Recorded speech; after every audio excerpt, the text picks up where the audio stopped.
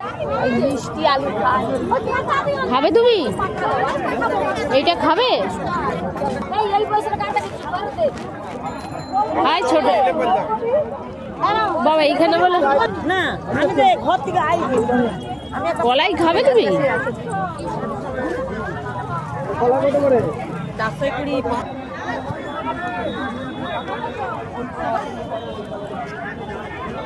এদিকে বসতো। এটা কেমন হাট? এটা সবজির বাজার, ফলের বাজার না।